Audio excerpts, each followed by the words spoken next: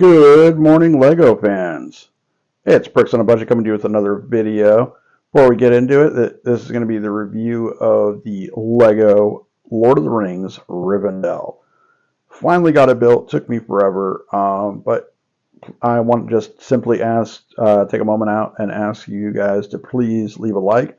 Please subscribe if you haven't subscribed already. And so let's get right into it. So this set is crazy expensive. My wife bought this for me for Valentine's Day. She went above and beyond, went a little overboard, but I really, really wanted this set bad. And so I was trying to figure out a way to save up for it. And, I'm just absolutely floored. Even though I finally got this built, I'm still floored at the detail and the building techniques that went into this. It's just so gorgeous. So let's get into this set itself. I know this has been reviewed a bazillion times already by now, but you got the council seating for the Council of the Ring right there, the little podium. Look at the detail on that podium alone. Look at that printed tile around it, just beautiful. Hot dog for the arms of these chairs, and popsicle sticks for the back end. Just some cool oddball techniques. Look at this tower with these statues all the way around it. Really cool. There's actually a little cubby here. Swing this off to the side. There's like a little entryway down in there. Don't know why. Really cool tower. Look at all that tiling. That took freaking forever. Very patient use of pieces, and just absolutely stunning tree. I thought that was going to be really square when I first started building it, but then once you start adding all the details and stuff to the tree, it was like, wow, it's just incredible. Even got some roots coming underneath this little bridgeway right here. You got this little bridge over here going over the water where Arwen and Aragorn meet. You got some llamas bread sitting on a bench up there in the pagoda. Got little waterfalls way back there. No, it's a little hard to see. Not the best lighting. I apologize. Some more trees back in here. Another tree back behind here. Look at that tree. Gorgeous. Just absolutely beautiful set. I'm going to grab sorry about the wobbling and stuff, but okay, so we're going to get up and we're going to take a walk around. I got a little flashlight here, so hopefully this will help light it up a little bit. I only got the one light over here. So over here you have the armory. This is underneath the pagoda, and there is the forge where the shards of Narsil are reforged into Aragorn's sword. Here's a better look a little bit of the armory. There's a couple armory racks in there. I can't really see them too well, but there's a bunch of weapons and stuff in there for the elves. There's the back end of this little cavern leading to the waterfalls. Little bench. Then come over here on the back end. You got some pictures. Lots and lots of stickers. Some cool molding built out of Lego. Look at this frame for the Isildur about to cut off Sauron's hand and take the One Ring. Beautiful. There is the shards of Narsil on display with the elven statue. Now down here there is the elven study. Look at, those are all printed tile, by the way. Those are not stickers. Look how gorgeous those tile are down there. Just absolutely beautiful. And then if we come way over here on the other side, you have the bedroom and the bed, which you can't really see it too well, where Frodo wakes up at the end of the Lord of the Rings. And this is also where Bilbo writes his book. And there's also a chest where it's got the mithril shirt and sting that Bilbo will give to Frodo. Look at these archways too, made out of elephant tusks. Isn't that crazy? So let's come back around here.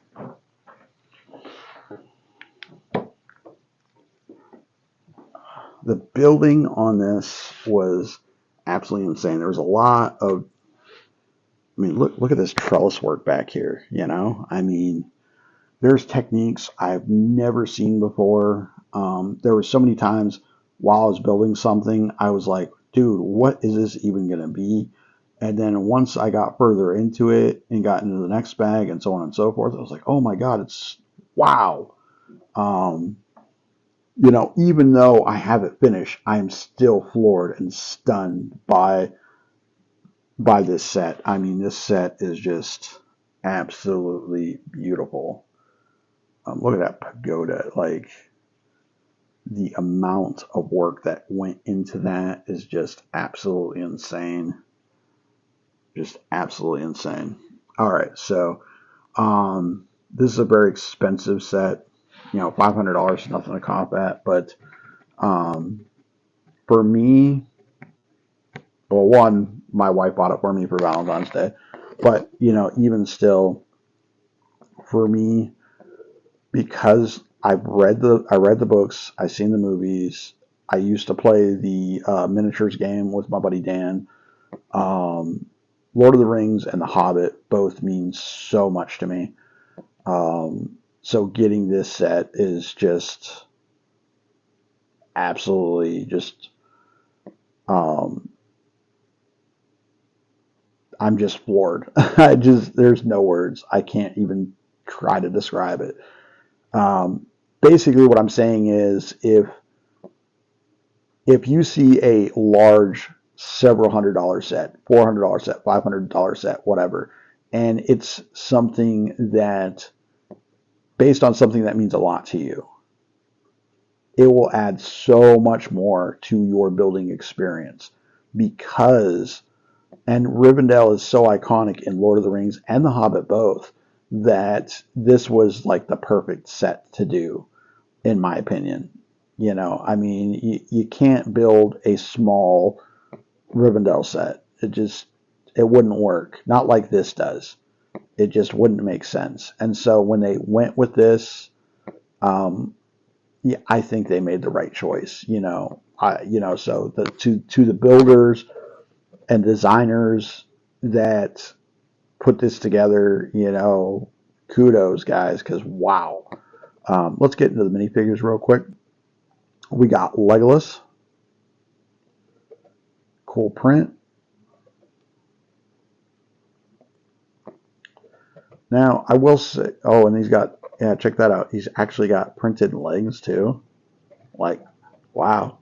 You know, you're spending $500 and there should be printed legs. Unfortunately, Gimli does not get that treatment. He has a printed torso, which doesn't doesn't really matter. Should be printed arms, too. Just saying. But he does have a beautiful printed helmet. Let's see if I can get this to focus, hopefully. Look at that helmet. Just absolutely gorgeous. A little bit of print on his back. I love his beard and stuff. Really cool. We're going to go with Merry and Pippin. Because he's got a little bit of llama's bread. He's got a carrot pie from Farmer Maggot's farm. Why hasn't Lego made a lettuce head yet? Just saying. Aragorn. This is the most plain looking Aragorn I've ever seen. But this is his casual attire. I wish they would have given us a Strider variant of Aragorn as well. Like, give us, you know, have him with his ranger outfit, you know. But at least we got an Aragorn, so I can't be too mad. Gandalf the Grey. He keeps trying to focus on stuff back behind me. That's why it keeps doing that, I think.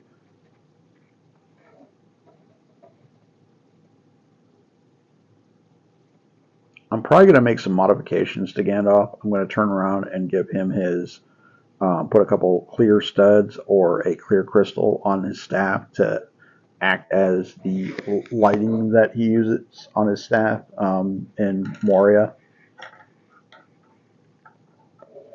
Got Boromir. Beautiful printed shield.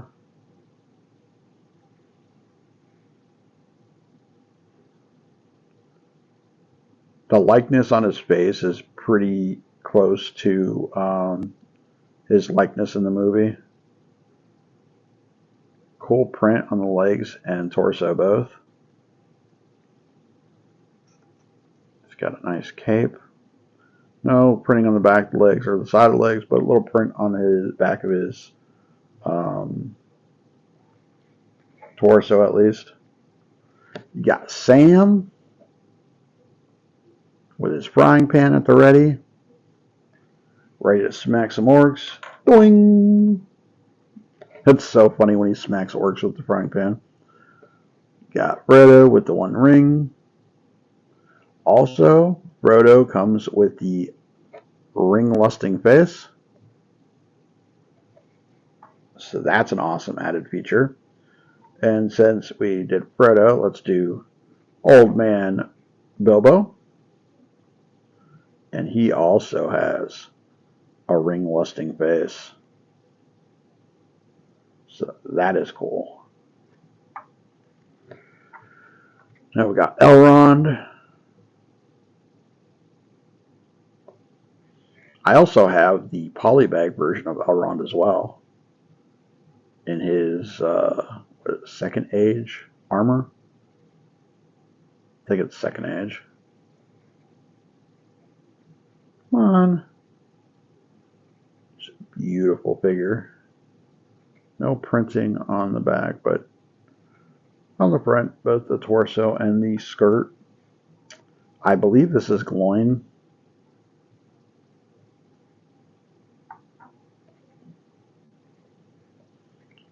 Generic elf. I don't know whether this is supposed to be one of the elves that come with Legolas for council or he is from Rivendell. I'm not really sure, but there's two of them with that same shirt piece. This one's got kind of a skirt type deal on.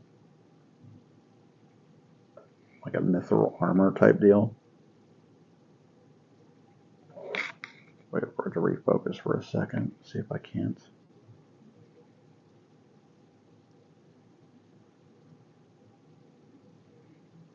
Nah, you get the idea. It's just generic elf. I mean, then we got Arwen. Arwen. Very, very cute. By the way, Arwen was not actually the elf that saves Frodo in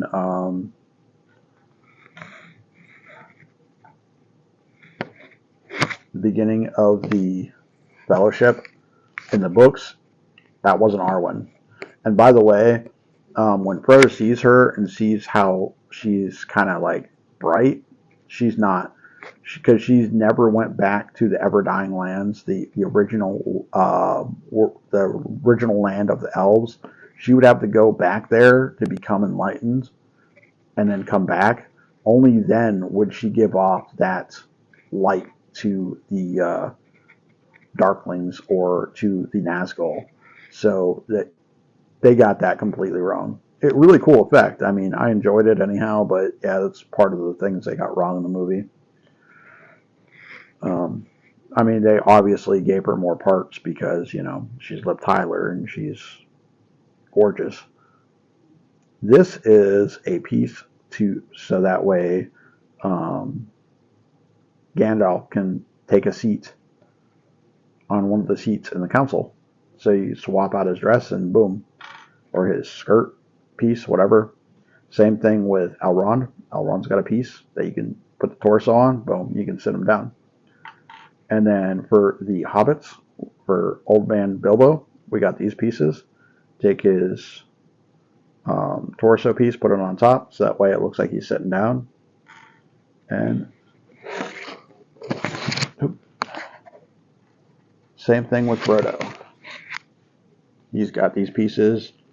You stick his torso on top, and it looks like his feet. So that way he can sit down on the seats for the council. So, also there's a book for Arwen. Don't know why, but That you did get some extra weapons, but not a lot. It's not enough to arm the entire fellowship. So you'd have to take weapons from the armory and give to all of your fellowship. Weirdly enough, Legolas still has his bow when you build him, though. So it's weird. Um, like there's 2 axes in there for Gimli and the extra weapons stuff, but like the smaller weapons, you'd have to take from there to give to Merry and Pippin and Frodo, and the longer swords for Aragorn, Boromir, and Gandalf. You'd have to take from the armory as well. And then I think there's just enough weapons basically to arm them all if you wanted to, use them in another mock or whatnot. Now, do I think that this set is overpriced? For I might be a little biased because I love the Lord of the Rings so much, and Rivendell is so iconic. I will say no, but to be fair, I might be biased because of that. What I will say is this: if you're going to buy a Lego set, especially an expensive Lego set, what I will say to you is that make sure that it is something that means a lot to you. Not just, oh, there's this big set and it looks cool, so I'm going to buy it because it's a cool looking large Lego set and it's expensive. No, don't do that. $400 or $500 isn't, you know, anything to sneeze at. Make sure it's something that you are a huge, huge fan of. So like Star Wars and Lord of the Rings hold a very dear place in my heart. However, like, I did not buy the Mos Eisley set, nor did I. I kind of wanted to buy it because I liked the minifigures, but the set itself for Mos Eisley just seemed boring and pointless. I mean, in the movie, they're there not for very long. I mean, I could say that about Rivendell too, technically, but Mos Eisley isn't iconic for Star Wars as Rivendell is for Lord of the Rings, in my opinion. Um, Now, do I think that Mos Eisley's not worth it? I'm not saying that. It's just not worth it to me to buy that set, as much as I wanted to. But at the end of the day, I think I would have built it and I would have been disappointed and felt that I wasted my money. You know what I mean? Um, it would be cool to have all those different alien species and stuff, but honestly, what else am I going to do with them other than have them in Mos Eisley? A lot of them, you know what I mean? So, so there's a lot of that where this is so iconic and so beautiful and makes such a display piece. And because it's important to me, I got so much out of building this. Like every little piece was just like, oh my God, that's amazing. So what I'm saying is make sure it's something that just by looking at it, it gets your imagination going. Just by looking at it, you're just in awe. Just, the set itself. If you're buying sets, especially expensive sets, just for the minifigures, you're buying them for the wrong reasons. And that's just my opinion. And I'm guilty of it too. I've bought sets just to get a certain minifigure or two. Um, but we're talking like, $25 to $100 sets. You know what I mean? I'm not talking like a couple hundred to $500 sets. I've never had a set this big. I think the other biggest set I've ever had was one of the Ninjago City sets. My wife also bought that for me. I think she bought that for me for my birthday or something a few years ago. Ninjago City Gardens, I think it was. Yeah, and I still have that put together. I still have that on a shelf. Um, But so for me, because I got the entire fellowship here, and I got some extra characters, and stuff, I can use these in other mock or mock-ish things down the road. For example, I can take Gandalf's legs that are sitting, and now I can take that horse I got from that used toy store, that old school brown Lego horse, and I can build a cart for Gandalf the Grey when he first arrives in the Shire at the beginning of the Fellowship. So I mean that's exciting. I can turn around. I have the entire Fellowship. I can build the Mines of Moria. Now I don't have goblins or orcs necessarily for Lord of the Rings, but I do have a fake Lego cave troll. So I can take that fake Lego cave troll, put it in the mock, and then litter the mock with some just whatever Lego goblins I have, even though they're not necessarily Lord of the Ring goblins. I could still have some fun and do like a mock of the Fellowship fighting off the cave troll and some goblins and stuff. So I can do that now that I have this. So that's cool. As far as there's other things I can do with Elrond and Old Man Bilbo. I could even build Bag End, maybe. I got Old Man Bilbo here. I could build a mock of Bag End, perhaps. So, I mean, there's a lot of different things I can do with this set and with the minifigures in this set, down the road. So all of those things to me are exciting. And so, between the set and the minifigures, it's all just absolutely amazing. And that is the reason why I personally think, because I'm such a fan and because this set will never be pulled apart, I will have this on display somewhere in my house until the end of my time.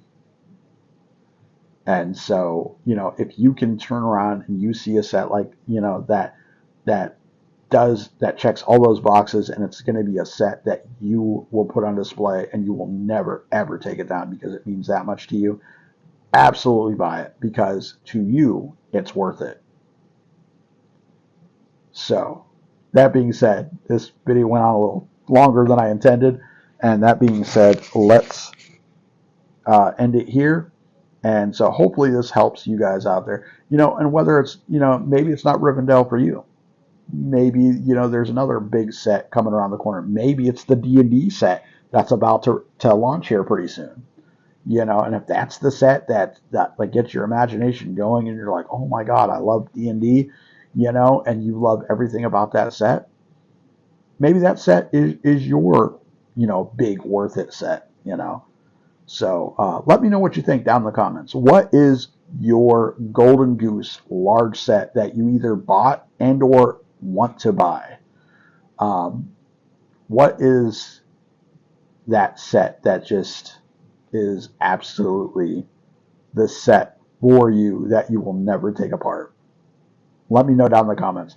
Please leave a like. Please subscribe if you haven't already. And this is Bricks on Budget telling you all, get built. Thank you so much for joining me today, guys. And I will catch you in the next one. Thanks, guys. Bye.